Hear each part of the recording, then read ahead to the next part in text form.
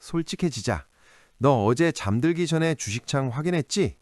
근데 빨간불이 들어와 있는데도 마음 한구석이 찝찝하지 않아?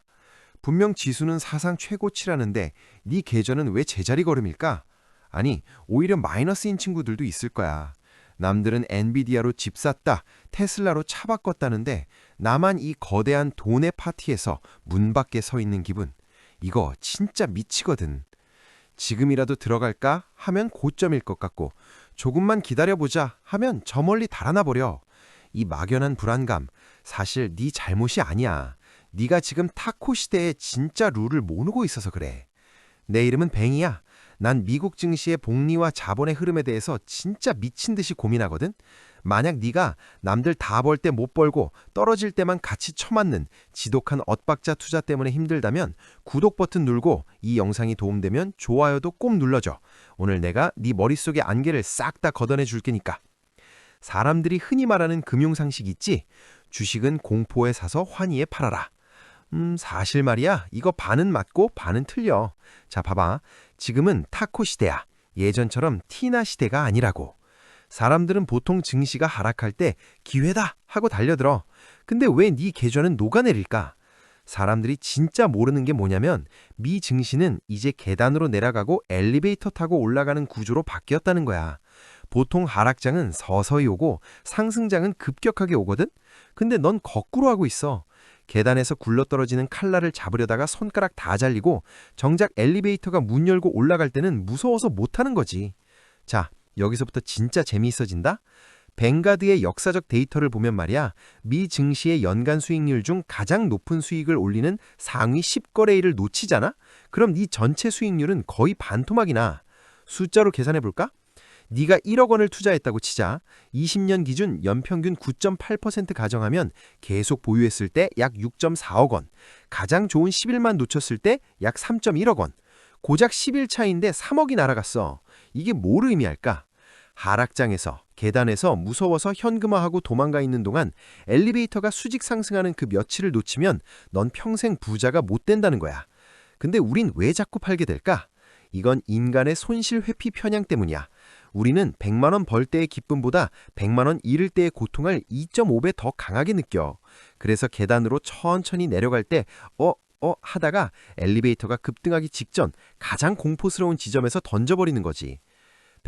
지금 나스닥 PER이 얼만데 이건 명백한 거품이야. 지금 이런 생각 들지? 그래, 맞아. 밸류에이션만 보면 비싸 보여. 근데 비율을 하나 들어볼게. 네가 명품 가방을 사러 갔어. 에르메스 백이 작년보다 20% 올랐대. 그럼 넌 와, 거품이다, 안 사 하고 다이소 가방 들 거야? 아니지. 가치가 있는 건 원래 비싸. 미국 증시는 전 세계의 지능과 자본이 모이는 지구의 심장이야. AI 혁명? 이건 단순한 유행이 아니야. 생산성 곡선 자체가 바뀌고 있다고. 지금 비싸다고 안 사는 건 10년 전에 아이폰 그거 비싼 쓰레기야 라고 말했던 거랑 똑같은 거야. 자, 집중해. 여기서부터가 핵심이야. 타코 시대, 즉 선택지가 많은 시대에는 돈이 아주 냉정하게 움직여. 예전처럼 아무 잡주나 사놓고 기도한다고 오르는 시대는 끝났어. 엘리베이터를 타는 종목은 정해져 있다는 거지. 사람들이 진짜 모르는 게 뭐냐면 미 증시는 이제 계단으로 내려가고 엘리베이터 타고 올라가는 구조로 바뀌었다는 거야. 보통 하락장은 서서히 오고 상승장은 급격하게 오거든. 근데 넌 거꾸로 하고 있어. 계단에서 굴러떨어지는 칼날을 잡으려다가 손가락 다 잘리고 정작 엘리베이터가 문 열고 올라갈 때는 무서워서 못하는 거지. 자, 그럼 이제 어떻게 해야 할까? 당장 내일부터 할 수 있는 거 알려줄게. 적립식은 날짜가 아니라 구간으로 해라. 매달 25일에 기계적으로 사는 것도 좋지만 지수가 전고점 대비 마이너스 5%, 마이너스 10% 빠질 때마다 추가 매수 세팅을 해도 이게 계단에서 엘리베이터 티켓을 싸게 사는 유일한 방법이야.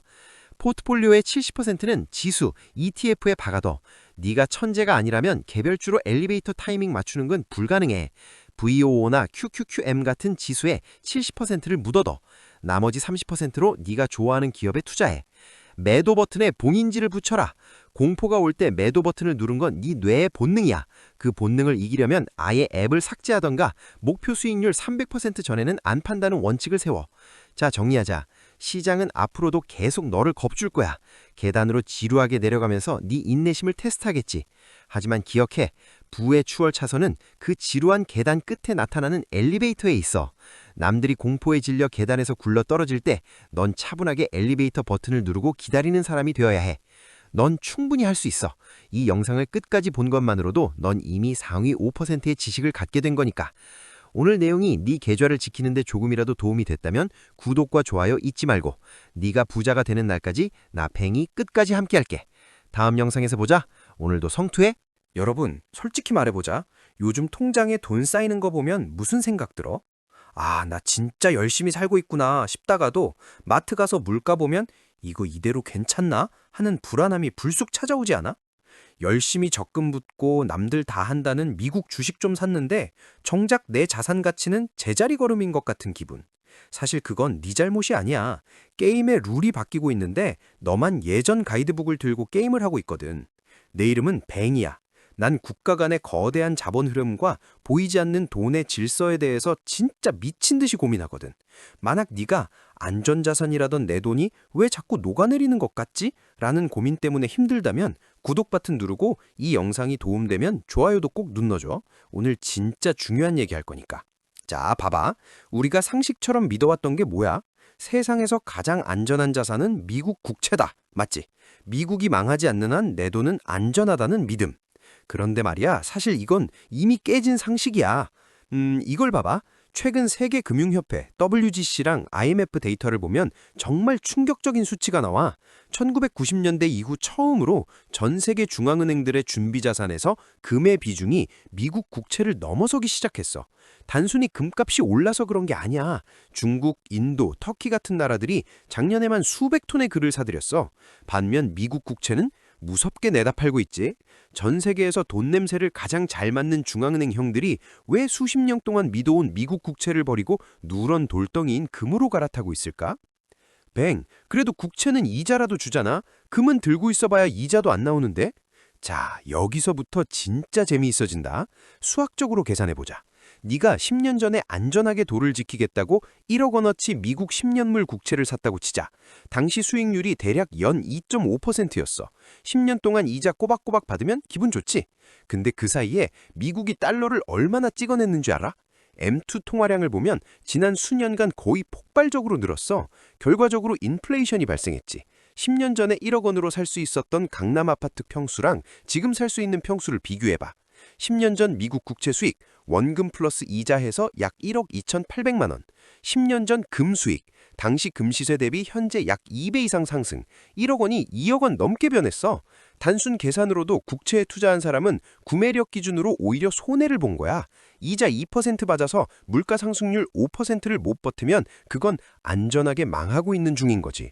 왜 우리는 이 사실을 알면서도 선뜻 금을 못 살까? 심리학적으로 우린 익숙함의 함정에 빠져 있어. 어릴 때부터 은행 예금이 제일이다, 달러가 짱이다 라는 말을 듣고 자랐거든. 금은 왠지 할머니 장롱 속에나 있어야 할 것 같고 투기꾼들이나 하는 것 같지? 지금 이런 생각 들지? 에이, 일시적인 현상 아니야. 미국이 다시 금리 내리고 경기 좋아지면 달러가 최고지. 그게 아니야. 지금 중앙은행들이 금을 사는 건 불신 때문이야. 러시아 우크라이나 전쟁 때 미국이 러시아의 달러 자산을 동결시키는 걸 보고 전 세계가 깨달은 거지. 아, 내가 가진 달러가 내 허락 없이 휴지 조각이 될 수도 있구나. 이건 단순한 경제 논리가 아니라 생존 논리야. 사람들이 진짜 모르는 게 뭐냐면 금은 투자 상품이 아니라 진짜 돈이라는 사실이야. 비유를 들어볼게. 우리가 쓰는 달러나 원화는 사실 국가라는 회사가 발행한 쿠폰이야. 그 회사가 일을 잘하면 쿠폰 가치가 유지되지만 회사가 빚을 잔뜩 지고 쿠폰을 무한정 찍어내면 어떻게 될까? 반면 금은 이건 우주의 법칙이 발행한 한정판 재화야. 사람이 마음대로 찍어낼 수 없지. 중앙은행들이 국채를 팔고 금을 산다는 건 이제 쿠폰보다는 진짜 물건을 쥐고 있겠다는 뜻이야. 여기서부터 진짜 소름 돋는 통찰을 줄게.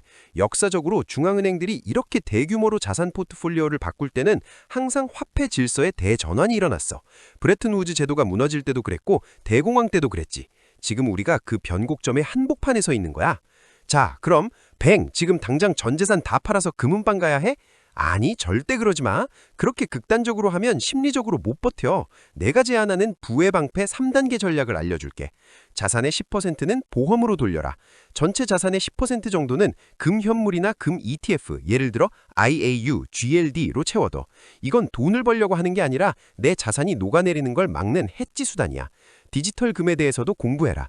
중앙은행들이 금을 사모으는 논리와 비트코인이 디지털 금으로 불리는 논리가 정확히 일치해. 변동성은 크지만 시대의 흐름을 읽으려면 소액이라도 경험해봐야 해. 현금을 들고 있는 용기를 가져라. 무작정 국채나 주식에 다 밀어넣지 말고 시장의 판이 바뀔 때 들어갈 수 있는 진짜 현금을 보유해. 여러분, 세상은 바뀌고 있어. 어제의 정답이 오늘의 오답이 되는 시대야. 남들이 다 국채 사고 예금할 때 혼자 다른 길을 가는 건 무서운 일이지. 하지만 부자는 항상 다수가 이게 맞다고 믿는 통념 뒤편에서 탄생했어. 중앙은행이라는 거인들이 발걸음을 옮기고 있다면 우리 같은 개인들은 그 거인들의 발자국을 따라가야 살아남을 수 있어. 네 돈은 네가 지켜야 해. 국가도 은행도 네 노후를 책임져 주지 않아.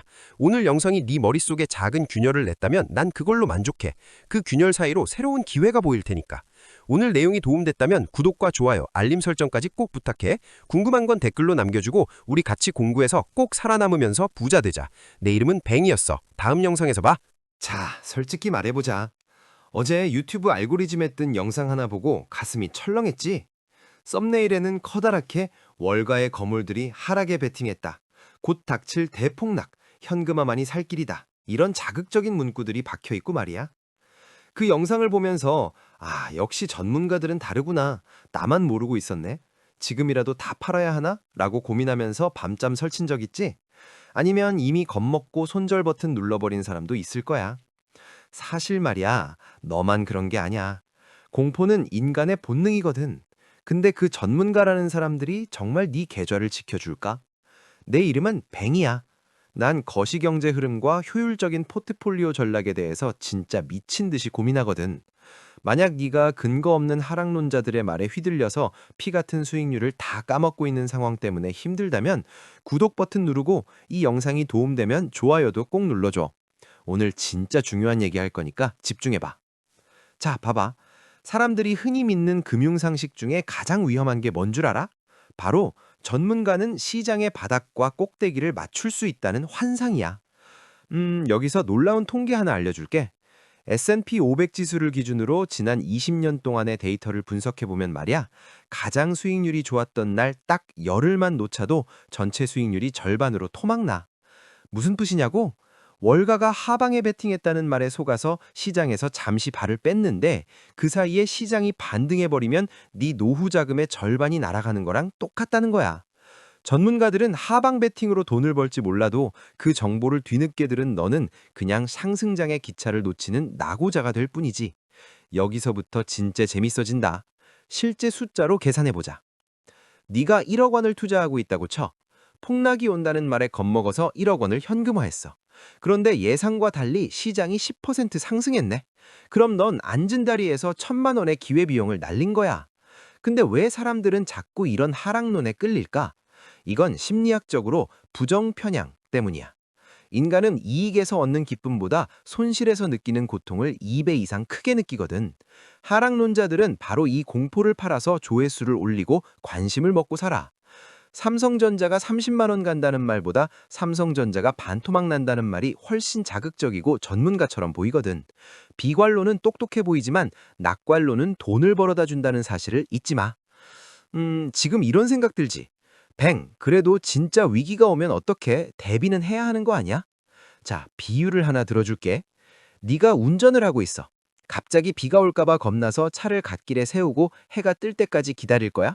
아니면 와이퍼를 켜고 조심조심 계속 목적지를 향해 갈 거야? 시장의 하락은 갑자기 내리는 소나기 같은 거야. 비가 올 때마다 차를 세우면 넌 절대 목적지에 도착 못해. 우리가 해야 할 건 차를 세우는 게 아니라 비가 와도 끄떡없는 튼튼한 차를 만드는 거야.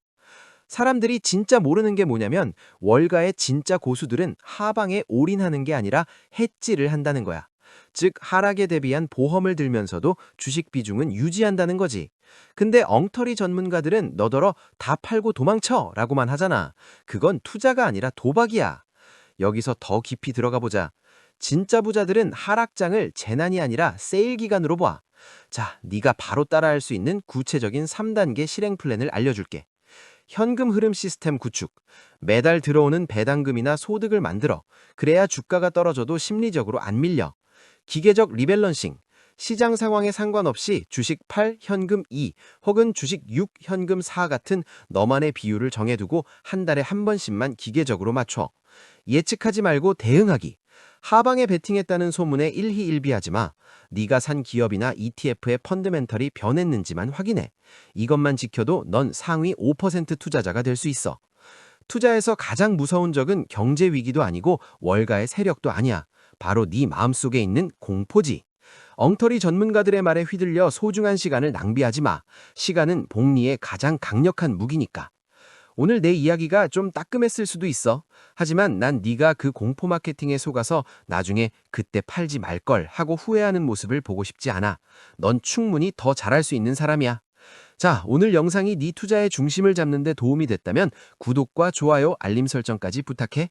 네가 부자가 되는 그날까지 나 뱅이 함께 고민할게. 그럼 다음 영상에서 보자. 안녕. 야, 너 혹시 이런 적 없어?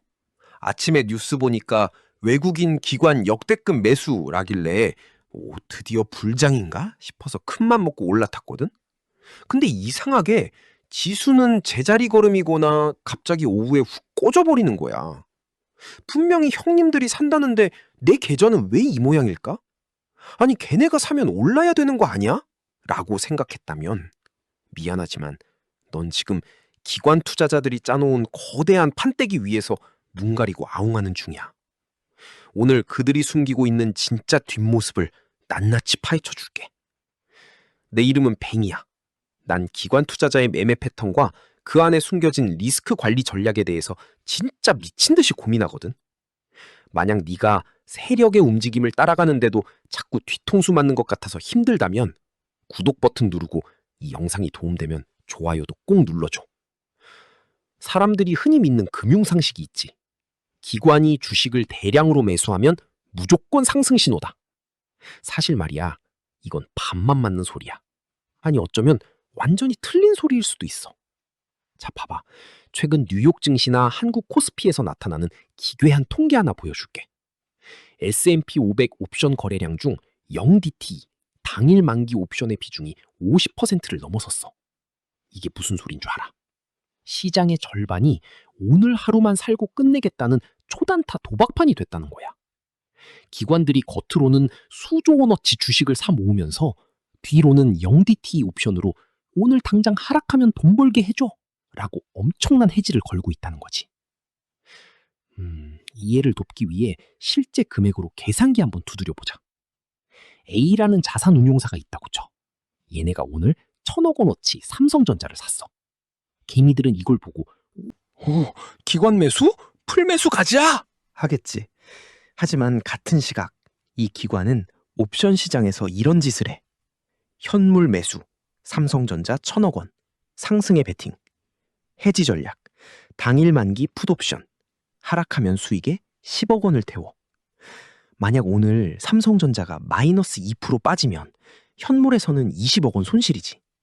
근데 이 제로DT 옵션은 레버리지가 미쳤거든. 하락 시 수익률이 200%에서 500%까지 터져버려. 그럼 옵션에서 20억에서 50억 원을 벌어서 현물 손실을 메꾸거나 오히려 수익을 내고 퇴근하는 거야. 결국 걔네는 지수가 오르든 내리든 상관없어. 손해보는 건 누구냐고? 아무 장치 없이 기관 따라가야지 하고 들어온 너희들이야. 왜 기관들은 이런 복잡하고 피곤한 짓을 할까? 답은 간단해. 공포와 책임 때문이야. 기관 펀드 매니저들도 사람이야. 고객 돈 수조 원을 굴리는데 예상치 못한 변수로 하루 만에 수백억 날리면 목이 날아가거든. 그래서 보험을 드는 거야. 지금 이런 생각 들지? 뱅, 그럼 우리도 기관 따라서 옵션 해지하면 되는 거 아니야? 아휴, 큰일 날 소리. 기관은 수천억 원의 포트폴리오를 보호하기 위해 소액의 보험료, 옵션 프리미엄을 지불하는 구조지만 개미들이 제로DT 옵션에 손대면 그건 해지가 아니라 그냥 도박이야. 기관은 확률을 계산하지만 너희는 희망을 계산하잖아. 그게 차이야. 이걸 쉬운 비유로 설명해 줄게. 기관 투자자는 지금 폭풍우가 치는 바다에서 거대한 유조선을 운전하는 선장이야. 유조선, 현물 주식은 덩치가 커서 갑자기 방향을 못 틀어. 그러니까 옆에다가 아주 빠른 구조 보트, 당일 만기 옵션을 상시 대기시켜 놓는 거야. 배가 가라앉을 것 같으면 바로 보트 타고 수익 챙겨서 도망가려고. 여기서부터 진짜 재밌어진다. 사람들이 진짜 모르는 게 뭐냐면 이 구조보트가 너무 많아지면 유조선 자체를 흔들어 버린다는 거야.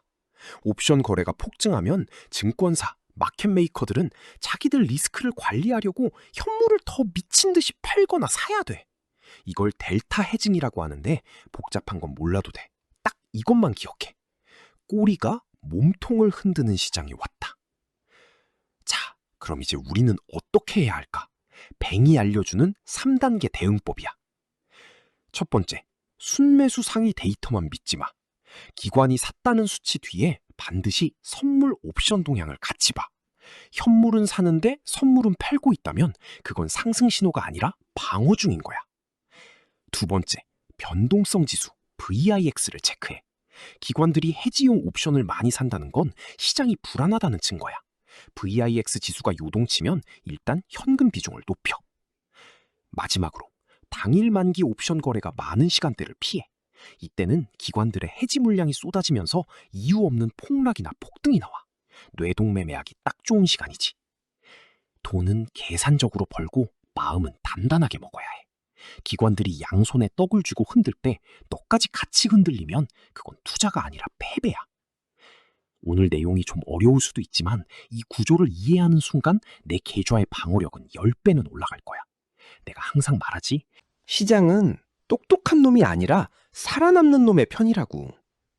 오늘 영상이 네 금융지능을 1mm라도 높였다면 구독과 좋아요 잊지 말고. 더 궁금한 건 댓글로 남겨줘. 내가 다 읽어보니까. 고생했어. 다음 영상에서 보자. 안녕. 어젯밤에 자려고 누웠는데 자꾸 나스닥 지수 창만 새로 고침하고 있었지. 이란이랑 이스라엘이 한판 분내 만회할 때만 해도 이제 진짜 하락장 시작인가 싶어서 잠도 못 잤을 거야. 인플레이션은 안 잡히지, 금리는 높지, 거기다 전쟁까지 터지니까 내 소중한 주식들 다 팔고 도망가야 하나? 라는 생각이 머릿속을 지배했을 거야. 근데 막상 오늘 아침에 일어나 보니까 어때? 시장은 생각보다 너무 조용해. 아니, 오히려 평온해 보여서 당황스럽지 않아? 내 이름은 뱅이야. 난 변동성 지수와 시장의 심리적 바닥에 대해서 진짜 미친 듯이 고민하거든. 만약 너가 전쟁 뉴스만 나오면 가슴이 철렁 내려앉고 공포에 질려 매도 버튼을 누를까 말까 고민하는 상황 때문에 힘들다면 구독 버튼 누르고 이 영상이 도움되면 좋아요도 꼭 눌러줘. 사람들은 흔히 이렇게 말해. 야, 공포지수 BIX가 낮아졌다는 건 사람들이 다 방심하고 있다는 뜻이야. 이제 곧 폭락이 올 거야. 라고 말이지. 근데 사실 말이야, 이건 하나만 알고 둘은 모르는 소리야. 역사적으로 BIX가 급등했다가 전쟁 전 수준으로 급격하게 내려올 때, 그건 하락의 전조가 아니라 강력한 돈의 복귀를 의미하거든. 자, 봐봐. 사람들이 흔히 착각하는 게 뭐냐면 시장은 나쁜 소식에 무너지는 게 아니야. 불확실성에 무너지는 거지. 전쟁이 터질지 안 터질지 모를 때가 제일 무서운 법이야. 막상 상황이 정리되고 BIX가 15 밑으로 꼬꾸라지면 그건 거대 자본들이 오케이, 이제 계산기 두드릴 수 있겠다 하고 다시 들어온다는 신호야. 여기서 진짜 놀라운 통계 하나 보여줄게. 시카고 옵션 거래소 12호의 자료를 보면 BIX가 20 이상에서 15 이하로 한 달 이내에 급락했을 때 이후 6개월간 S&P 500의 상승 확률은 82%가 넘어. 이건 그냥 운이 아니야. 구체적으로 금액을 넣어서 계산해볼까? 너가 만약 1억 원을 굴리는 투자자라고 치자. BIX가 20을 넘나드는 공포 구간에서 쫄아서 현금화했다면 넌 그 짧은 반등장에 5에서 10% 수익을 놓치게 돼. 1,000만 원이 날아가는 거야.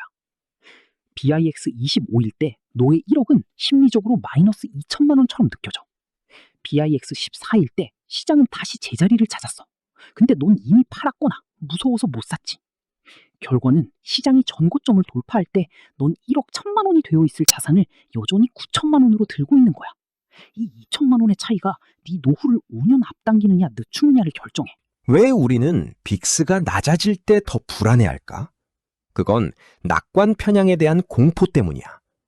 남들 다 좋을 때가 제일 위험해 라는 격언이 머릿속에 박혀 있거든. 지금 이런 생각 들지? 팽, 그래도 인플레이션은 여전하고 금리 인하도 물 건너갔다는데 빅스가 낮다고 무조건 오르는 게 말이 돼? 자, 잘 들어봐.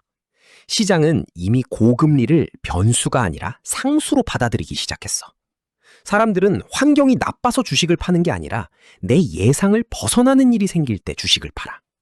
이란 전쟁 이슈가 빅스 하락과 함께 소멸했다는 건 이제 시장의 관심이 다시 기업에 돈 벌어들이는 능력, 실적으로 옮겨갔다는 뜻이야. 사람들이 진짜 모르는 게 뭐냐면 빅스 급락이 말하는 첫 번째 강세 신호는 변동성 매도 포지션의 귀환이야. 기관들이 다시 시장 하락에 베팅하기보다 지수가 안정될 거라는 쪽에 돈을 걸기 시작했다는 거지.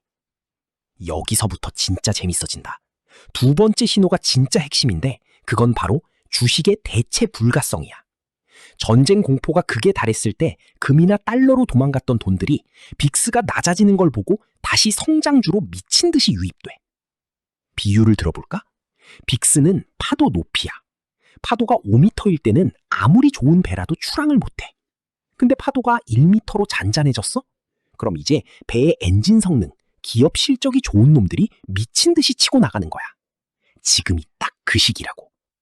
그럼 이제 뭘 해야 할까? 딱 3단계로 정리해 줄게. 빅스 15 이하에서는 공포에 떨지 마.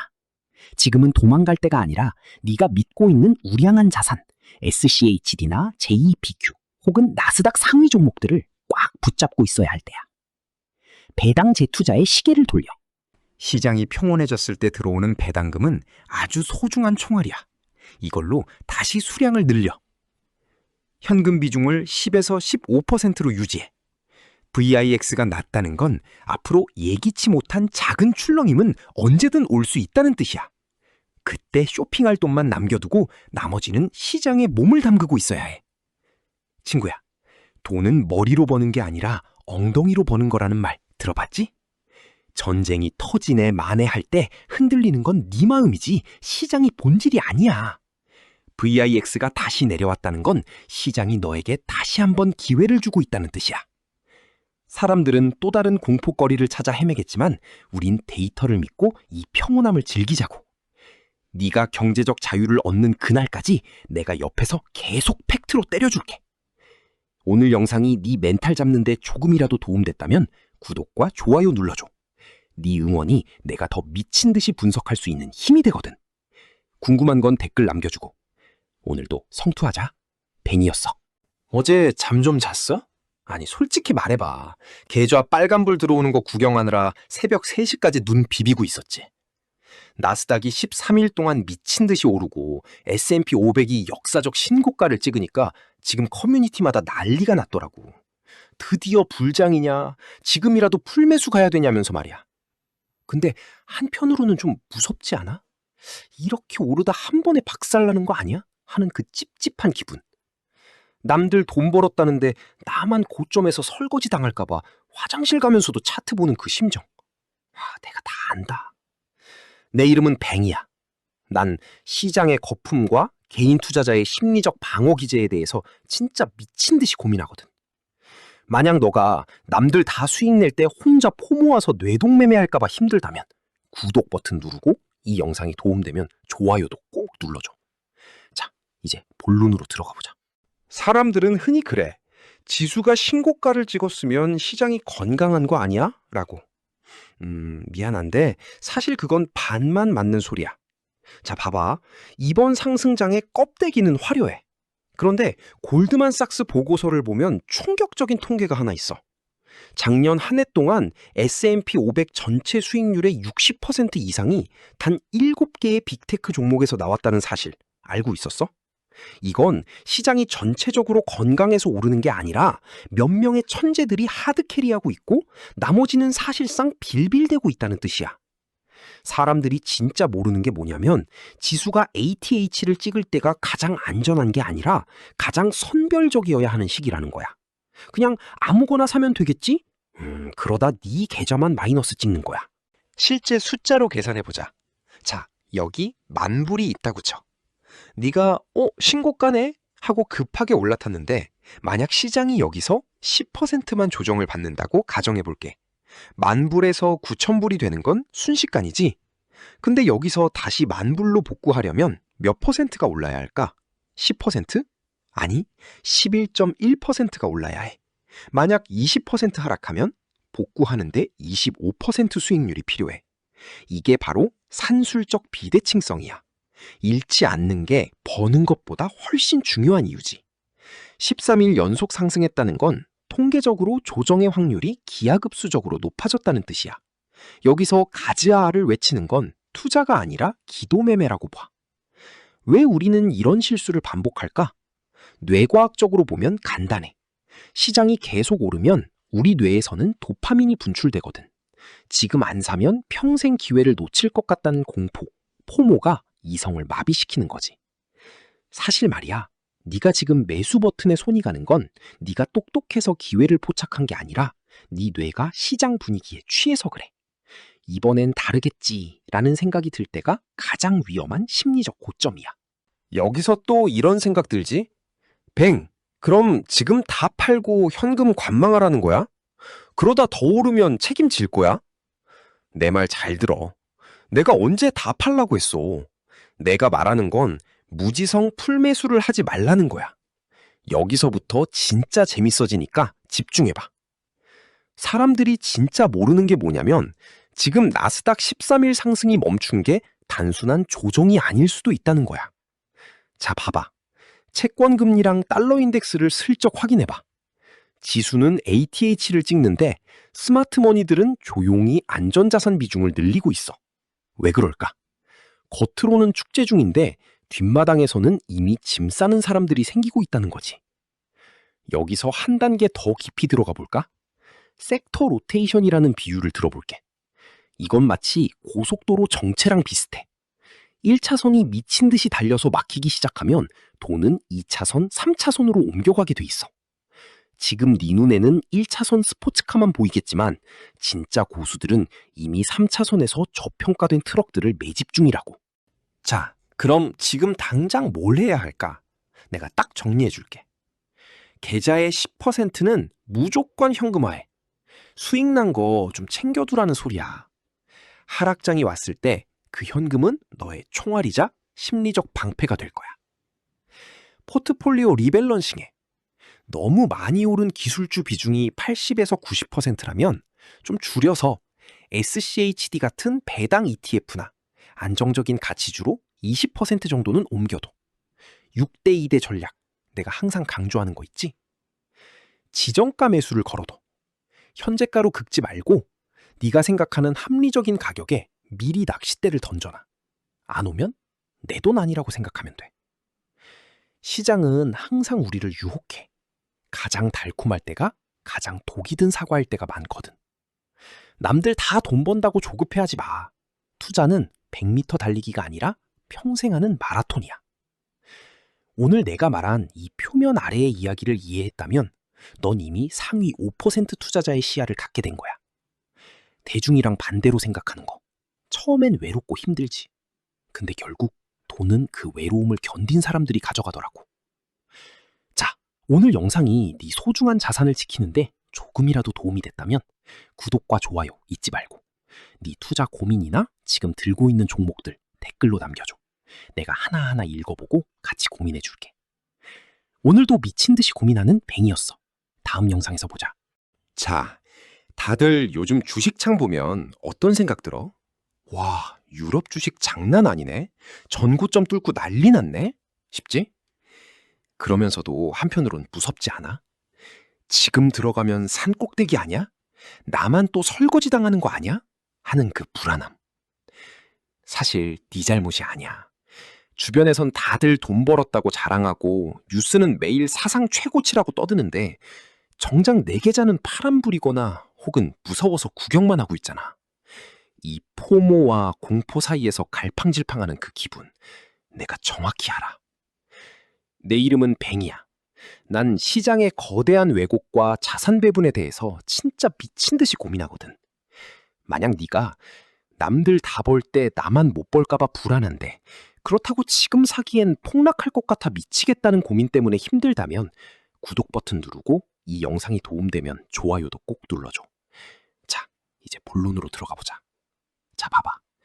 보통 사람들 금융상식으로 주가가 사상 최고치면 시장 분위기가 축조여야 한다 라고 생각하잖아. 근데 지금 유럽 시장은 완전 코미디야. 사실 말이야, 독일 닥스 지수, 프랑스 케크 40 지수가 역대급 고점을 찍고 있는데 동시에 유럽 증시에 걸린 공매도 포지션 규모도 사상 최고 수준이야. 이게 뭘로 의미할까? 한쪽에선 풀매수 때려서 가격을 올리고 있는데 다른 한쪽에선 이거 곧 박살난다에 전 재산을 걸고 있다는 거야. 실제로 최근 데이터를 보면 유럽 주요 기업들에 대한 공매도 잔고가 전년 대비 약 30% 이상 급증했어. 이건 단순히 조금 떨어지겠지 수준이 아니야. 시장의 거물들이 대하락을 준비하고 있다는 신호지. 여기서 계산기 한번 두드려보자. 왜 이런 일이 벌어지는지. 자, 네가 1억 원을 가지고 있어. 유럽 지수가 10% 더 오르면 넌 1,100만 원을 벌어. 근데 만약 여기서 거품이 터져서 20%가 빠지면 8천만 원이 되지. 상방 기대 수익은 10%, 하방 리스크는 20% 이상. 수학적으로 가성비가 안 나오는 자리라는 거야. 그런데도 왜 개미들은 여기서 풀매수를 할까? 그건 바로 확증 편향 때문이야. 어제도 올랐으니까 오늘도 오르겠지 라는 뇌의 착각이지. 반면 기관들은 해징을 해. 주식을 들고 있으면서도 동시에 공매도를 쳐서 보험을 드는 거야. 지금 이런 생각 들지? 아니 뱅, 떨어질 것 같으면 그냥 다 팔고 나오면 되잖아. 왜 복잡하게 공매도까지 쳐? 이게 바로 너랑 고수들의 결정적인 차이야. 그들은 시장에서 퇴장하지 않아. 대신 방패를 들 뿐이지. 여기서부터 진짜 재밌어진다. 잘 들어봐. 지금 유럽 증시는 마치 폭풍전야의 호화 크루즈 같아. 배 안에서는 뷔페 먹고 파티하고 난리가 났어. 사상 최고치. 근데 선장이랑 승무원들은 뒤에서 구명보트를 점검하고 비상용 식량을 미친 듯이 쌓아두고 있는 거야. 공매도 최고치. 사람들이 진짜 모르는 게 뭐냐면 공매도가 많다는 건 역설적으로 주가가 더 폭등할 불씨가 될 수도 있다는 거야. 이걸 숏 스퀴즈라고 해. 만약 주가가 안 떨어지고 계속 오르면 공매도 친 세력들은 손실을 막기 위해 울며 겨자 먹기로 주식을 비싸게 사서 되갚아야 해. 그럼 주가가 어떻게 될까? 수직 상승하지. 지금 유럽 시장은 이 숏 스퀴즈라는 거대한 폭탄과 펀더멘털 붕괴라는 낭떠러지 사이에서 아슬아슬한 줄타기를 하고 있는 거야. 그럼 우리는 어떻게 해야 할까? 뱅이 딱 정리해줄게. 이 3단계만 지켜. 추경 매수 금지. 지금 유럽 주식 좋다는데 지금이라도? 하고 들어가는 건 불타는 건물에 기름 들고 뛰어드는 꼴이야. 멈춰. 현금 비중 확보. 지금 내 포트폴리오의 최소 30%는 현금으로 들고 있어. 공매도 세력이 이기든 쇼스퀴즈가 나든 변동성이 커질 때 이 현금이 네 목숨줄이 될 거야. 상대적 저평가 섹터로 이동. 유럽 지수 전체를 사지 말고 지수는 높지만 아직 주가 수익 비율이 PER이 낮은 방어주나 배당주 위주로 압축해. 자, 오늘 내용 좀 충격적이지? 사상 최고치라는데 다들 숏을 치고 있다니. 투자는 단순히 숫자를 맞추는 게임이 아니야. 인간의 탐욕과 공포, 그리고 그 뒤에 숨겨진 자본의 거대한 움직임을 읽는 심리전이지. 남들 파티할 때 취하지 마. 냉정하게 구명보트 위치 확인하는 사람만이 결국 살아남아서 그 수익을 온전히 제 걸로 만들 수 있어. 난 너가 단순히 돈을 버는 걸 넘어서 시장을 이기는 눈을 가졌으면 좋겠어. 오늘 영상이 네 자산을 지키는 데 조금이라도 도움됐어. 그럼 구독, 좋아요, 알림 설정까지 잊지 말고 궁금한 건 댓글 남겨줘. 내가 다 읽어보니까. 내 이름은 뱅이었어. 다음 영상에선 더 날카로운 통찰로 돌아올게. 그때까지 절대 잃지 마. 안녕. 야, 너 솔직히 말해봐. 어제 저녁에 침대에 누워서 주식창 열어봤지. 지수는 계속 오르는데 내 계좌는 그대로거나 아니면 지금이라도 타야 하나 싶어서 손가락이 근질근질했을 거야. 친구들은 단타로 얼마 벌었네, 코인으로 대박 났네 떠드는데 나만 이 축제에서 소외된 것 같은 그 기분. 근데 웃긴 게 뭔지 알아? 지금 시장에 들어와 있는 사람들 90%가 너랑 똑같은 생각을 하고 있어. 무서운데 돈은 벌고 싶고. 그래서 결국 선택하는 게 뭔 줄 알아? 가장 위험한 도박이야. 오늘 내가 왜 지금 시장이 광기에 빠졌는지, 그리고 너가 왜 자꾸 돈을 잃을 수밖에 없는 구조에 스스로 걸어 들어가는지 낱낱이 파헤쳐 줄게. 내 이름은 뱅이야. 난 이 미쳐버린 자본주의 시장의 생리와 인간의 탐욕에 대해서 진짜 미친 듯이 고민하거든. 만약 너가 남들 다 돈 버는 상승장이라는데 왜 내 계좌만 녹아내릴까 하는 고민 때문에 힘들다면 구독 버튼 누르고 이 영상이 도움되면 좋아요도 꼭 눌러줘. 자, 이제 본론으로 들어가 보자. 사람들은 보통 이렇게 믿어. 기관 투자자들은 냉철하고 이성적이라서 저점에서 매집하고 고점에서 팔 거야. 아니, 천만의 말씀. 사실 말이야, 지금 기관들이 제일 패닉 상태야. 걔들도 결국 월급쟁이 펀드 매니저거든. 시장 수익률 못 따라가면 잘려. 그래서 지금 걔들이 뭘 하고 있느냐? 콜옵션을 미친 듯이 사고 있어. 자, 봐봐. 최근 골드만삭스 보고서를 보면 기관들의 콜옵션 매수 비중이 역사적 고점 부근이야. 이게 무슨 뜻이냐? 나도 이 상승장 놓치면 망한다는 포모, Fear of Missing Out이 기관들 사이에서도 폭발했다는 거야. 더 소름 돋는 건 개인들이야. 너 제로 데이 투 익스파이레이션이라고 들어봤어? 만기가 오늘 당장 끝나는 초단기 옵션이야. 놀라운 통계 하나 알려줄까? 현재 미국 옵션 시장 거래량의 약 50%가 이 제로 데이 투 옵션이야. 불과 몇 년 전만 해도 5에서 10% 수준이었는데 말이지. 이건 투자가 아니야. 이건 24시간 열려있는 카지노랑 다를 게 없어. 자, 여기서 계산기 한번 두드려보자. 네가 100만 원을 가지고 0DT 옵션에 베팅했다고 쳐. 상황 A는 시장이 네 예상대로 1% 올랐어. 옵션 수익률은 순식간에 200%, 300%가 될 수 있지. 100만 원이 300만 원이 돼. 짜릿하지? 상황 B에선 근데 시장이 0.5%만 떨어지거나 심지어 그냥 횡보만 해도 네 100만 원은 만기 시간에 맞춰서 정확히 0원이 돼. 수학적으로 보면 이건 기대값이 마이너스인 게임이야. 그런데 왜 사람들은 여기에 목을 맬까? 그건 우리 뇌가 즉각적인 보상에 환장하기 때문이야. 10년에 걸쳐 자산을 10배 불리는 건 지루해서 못 견디는데 1시간 만에 2배 볼 기회는 전 재산을 걸어서라도 답고 싶어 하거든. 지금 시장은 이 도파민 중독을 이용해서 너희들의 돈을 아주 효율적으로 회수해가고 있는 거야. 지금 이런 생각 들지? 팽, 그래도 내 주변에 누구는 0DT로 하루 만에 1,000만 원 벌었다던데? 그건 실력 아니야? 자, 비유를 들어볼게. 태풍이 몰아치는 바다에서 구명조끼도 없이 서핑보드 하나 들고 뛰어든 사람이 있어. 운 좋게 파도를 잘 타서 해안가까지 왔네? 그럼 그 사람이 수영의 달인인 거야? 아니, 그냥 운이 좋아서 아직 안 죽은 거야. 지금 시장은 거대한 헤일이 밀려오는 중이야. 기관들은 콜옵션이라는 구명보트를 타고 있고 너희는 0DT라는 얇은 판때기 하나 들고 있는 거야. 파도가 멈추는 순간 누가 발가벗고 수영하고 있었는지 바로 드러나게 돼 있어. 여기서부터 진짜 재밌어진다. 사람들이 진짜 모르는 게 뭐냐면 이 공격적 강세 모드의 끝이 항상 폭락은 아니라는 거야. 진짜 무서운 건 변동성의 고착화야. 기관들이 콜옵션으로 방어막을 치고 개인들이 단타로 물량을 주고받으면서 시장의 펀더멘털은 이미 안중에도 없어졌어. 이제 주가는 기업의 가치가 아니라 누가 더 큰 바보인가를 결정하는 게임이 됐다는 거지. 이런 상황에서 네가 돈을 벌려면 딱 2가지만 기억해야 해. 첫째, 유동성의 파티가 언제 끝날지 맞추려 하지 마. 둘째, 그 파티장의 출구 바로 옆에 서 있어. 자, 그럼 지금 당장 뭘 해야 할까? 뱅이 딱 정리해 줄게. 제로 DTE와 이별해라. 네 계좌를 복구해줄 마법의 탄환은 없어. 오늘 당장 옵션 거래 버튼에서 손 떼. 현금 비중 20% 유지. 지금처럼 모두가 눈 뒤집혀서 살 때는 오히려 총알을 아껴야 해. 남들이 비명 지르며 던질 때 주울 돈이 있어야 진짜 부자가 되는 거야. 지수 추종 ETF로 중심 잡아. 재미없지. 근데 이게 정답이야. 기관들이 콜옵션으로 쇼를 하든 말든 너는 시장의 평균 수익률을 가져가는 구조를 먼저 만들어. 시장은 절대 네 사정을 봐주지 않아. 네가 절실하다고 해서 수익을 주는 곳이 아니란 말이야.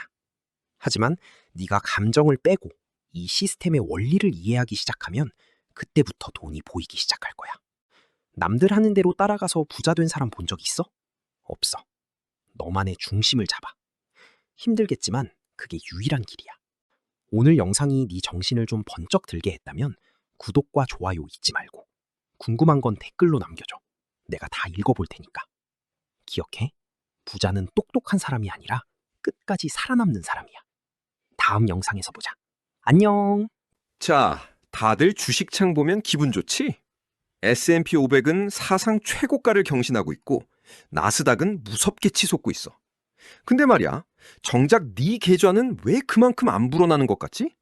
아니면 지금 들어가자니 너무 고점 같아서 무서워서 손가락만 빨고 있나? 웃긴 건 말이야, 시장은 축제 분위기인데 지금 ETF 거래량은 바닥을 치고 있어. 남들 돈 벌 때 나만 소외되는 거 아니야 라는 불안감이랑 지금 사면 상투 잡는 거 아니야 라는 공포가 네 머릿속에서 전쟁 중이지? 오늘 그 전쟁 끝내줄게. 내 이름은 뱅이야. 난 시장의 수급과 심리의 괴리에 대해서 진짜 미친 듯이 고민하거든. 만약 네가 지수는 오르는데 왜 내 수익률은 이 모양일까? 혹은 지금이라도 올라타야 하나? 같은 고민 때문에 밤잠 설치고 있다면 구독 버튼 누르고 이 영상이 도움되면 좋아요도 꼭 눌러줘. 사람들은 보통 이렇게 믿어. 거래량이 터지면서 지수가 올라야 진짜 불장이다 라고. 근데 지금 상황을 봐봐. 지수는 신고가인데 ETF 거래량은 2년 내 최저 수준이야. 여기서 진짜 소름 돋는 사실 하나 알려줄까? 역사적으로 시장의 진짜 폭발적인 랠리는 개미들이 열광하며 뛰어들 때가 아니라 오히려 개미들이 의심하고 관망할 때 일어났어. 뱅가드 데이터에 따르면 최근 6개월간 개인 투자자들의 신규 자금 유입은 평균 대비 40%나 줄었어. 이게 뭘 뜻할까? 지금 이 장은 개미들이 만든 장이 아니라는 거야. 스마트머니라고 불리는 기관들이 조용히 매집하며 끌어올리는 장이지. 넌 지금 거래량이 없으니까 가짜 상승이야 라고 생각하며 기회를 발로 차고 있을지도 몰라. 자, 봐봐. 계산기 한번 두드려보자. 네가 1,000만 원을 가지고 있다고 쳐. 지수가 신고가라 무서워서 현금으로 들고 있으면 수익률은 0%지? 오히려 인플레이션 때문에 마이너스야. 만약 네가 지수 추종 ETF VOO나 QQQ 같은 거에 지금이라도 들어갔다고 가정해보자. 여기서 5%더 오르면 넌 50만 원을 벌어. 여기서 10% 조정이 오면 넌 100만 원을 잃지. 잃는 게 더 크니까 안 들어가는 게 맞다고? 아니, 틀렸어. 사람들이 진짜 모르는 게 뭐냐면 기회비용의 계산이야. 지수가 신고가를 경신할 때 상승 추세에 올라타지 못해서 놓치는 수익이 나중에 조정받을 때 잃는 돈보다 통계적으로 훨씬 커.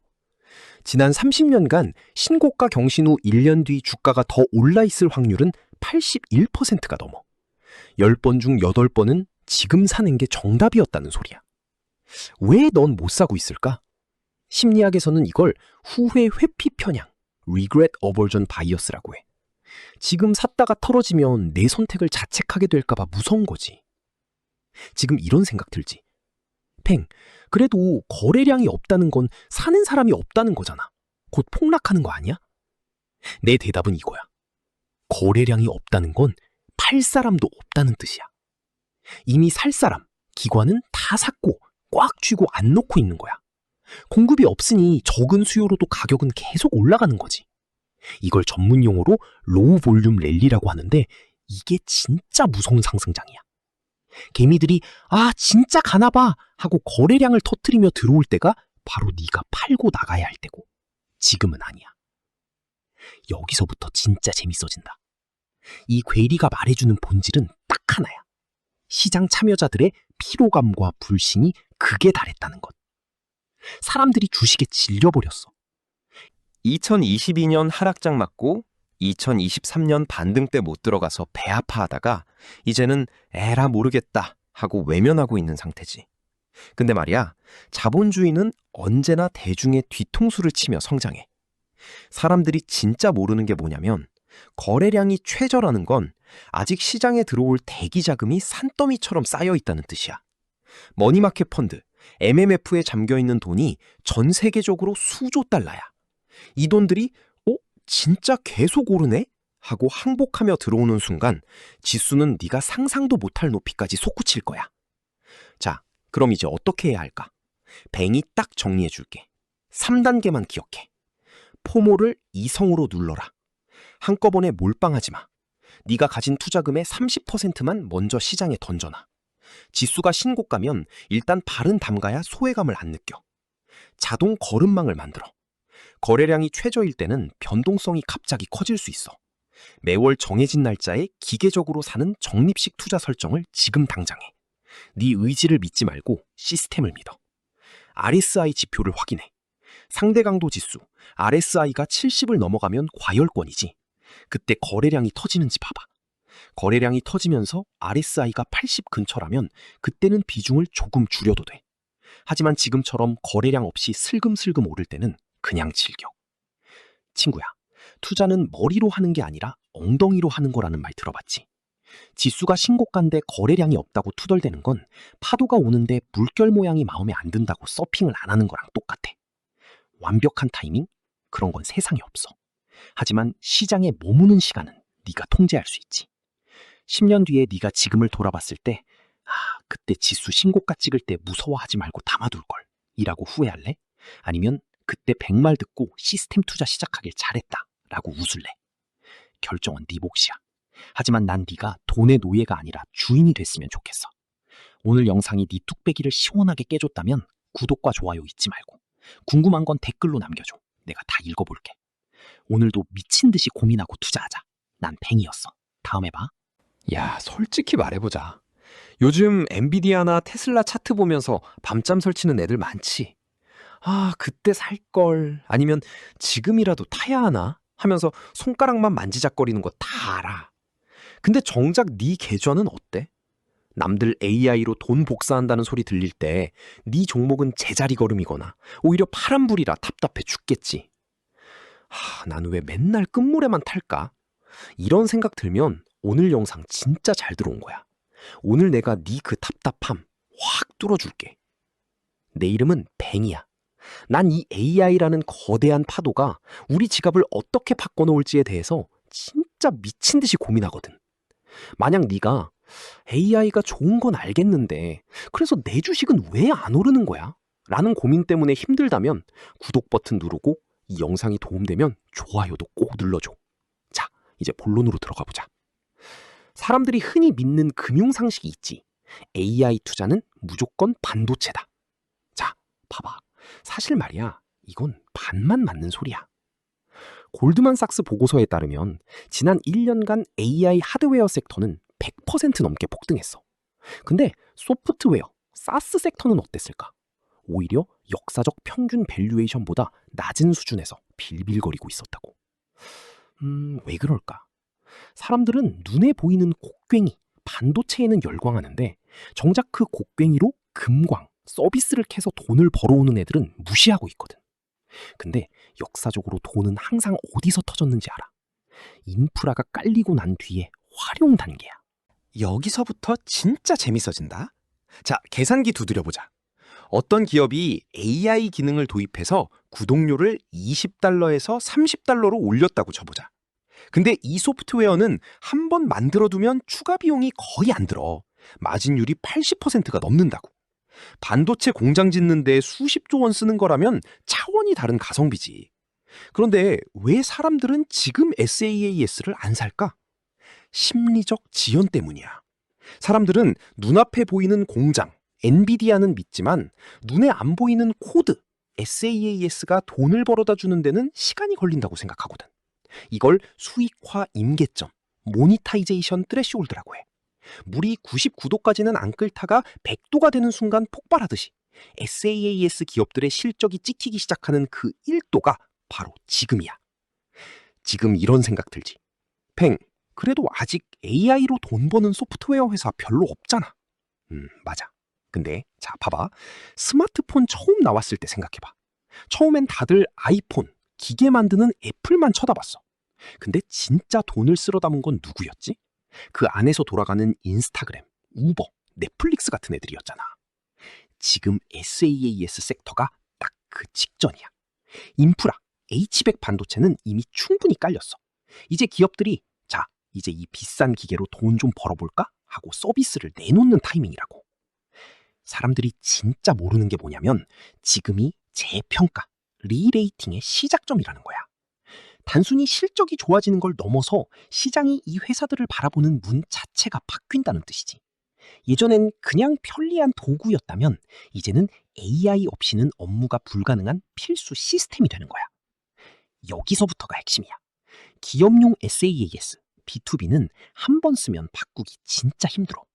너희 회사에서 쓰는 메신저나 결제 시스템 갑자기 바꾼다고 하면 난리 나지. 그 잠금 효과, 락인 이펙트에 AI가 날개를 달아주는 거야. 생산성이 40% 향상되는데 구독료 50% 올린다고 안 쓸 거야? 무조건 쓰지. 이게 바로 무서운 수익화야. 자, 그럼 이제 뭘 해야 할까? 내가 딱 3단계로 정리해 줄게. AI 기능이 실질적으로 탑재된 SaaS를 찾아. 단순히 우리 AI 해요라고 말하는 곳 말고 실제로 그 기능을 통해 단가, ARPU를 올리고 있는 기업을 봐. 현금 흐름, 프리 캐시 플로우를 체크해. 꿈만 먹고 사는 애들 말고 실제로 돈을 벌어서 자기 주식을 소각하거나 배당을 줄 수 있는 체력 있는 애들을 골라야 해. 임계점을 기다려. 실적 발표 때마다 AI 관련 매출 비중이 어떻게 변하는지 딱 그것만 봐. 그게 10%를 넘어서는 순간 주가는 네가 상상하는 것보다 훨씬 빠르게 뛸 거야. 오늘 이야기가 좀 어려웠을 수도 있어. 하지만 기억해. 부자는 남들이 다 가는 길에 줄 서는 사람이 아니라 남들이 곧 몰려올 길목을 미리 지키는 사람이야. 지금 다들 엔비디아 고점인지 저점인지 싸울 때 넌 조용히 다음 파도를 준비해. AI는 거품이 아니야. 다만 그 돈의 흐름이 하드웨어에서 소프트웨어로 이동하고 있을 뿐이지. 이 흐름을 읽는 놈만 살아남고 돈을 번다. 오늘 영상이 네 계좌를 빨간색으로 만드는데 조금이라도 영감을 줬다면 구독이랑 좋아요 잊지 말고, 네가 부자가 되는 그날까지 나 뱅이 옆에서 미친 듯이 같이 고민해 줄게. 다음에 더 날카로운 통찰로 돌아온다. 안녕!